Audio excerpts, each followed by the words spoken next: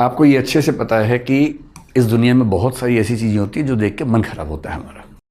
जैसे मान लीजिए आपने देखा कि एक दिन अचानक जापान में सुनामी आ गई, कई हज़ार लोग वहाँ मर गए। ठीक, फिर आपने एक बार देखा कि कहीं बहुत बड़ा अर्थक्वेक आ गया, और अर्थक्वेक भी कई देशों में जैसे अफ़गानिस्तान पाकिस्तान की तरफ थोड़े ज़्यादा आ जाते हैं, फिर हज़ारों लाखों लोग मर जाते हैं वहाँ पर एक झटके में।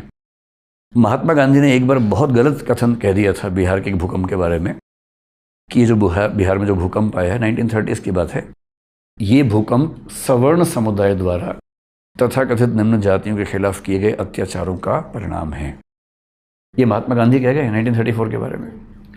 अब ये बहुत ही मतलब इलॉजिकल सा स्टेटमेंट है, क्योंकि अगर मान लीजिए वो कहना चाह रहे हैं कि सवर्ण जातियों ने गलती की इसलिए सजा देने के लिए भगवान ने ऐसा किया, तो सवाल है कि जो भूकंप में मरे क्या वो सारे सवर्ण थे या उसमें अवर्ण भी थे?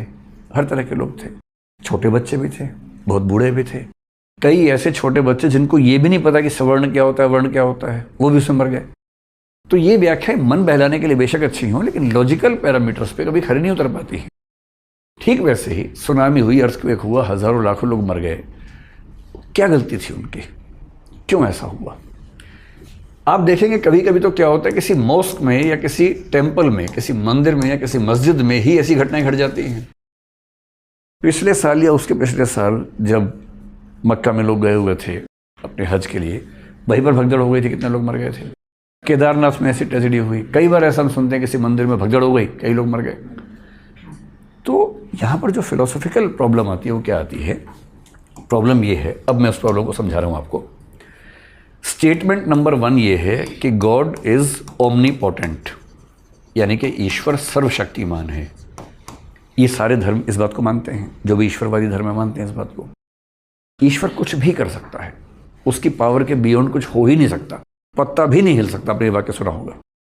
दूसरा, सब धर्म ये भी मानते हैं कि गॉड इज गुड, ईश्वर अच्छा है, शुभ है, पवित्र है, दयालु है, कल्याणकारी है।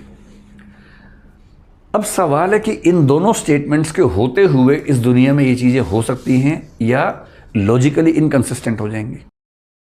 सिंपल बात समझिए, ईश्वर कुछ भी कर सकता है और ईश्वर शुभ, दयालु, कल्याणकारी भी है, लेकिन दुनिया में सुनामी भी आ रही है, भूकंप भी आ रहा है, हज़ारों लाखों लोग मर भी रहे हैं। तो या तो ईश्वर सर्वशक्तिमान नहीं है कि रोक नहीं पा रहा, या सर्वशक्तिमान है तो कल्याणकारी या दयालु नहीं है कि रोकना चाह नहीं रहा।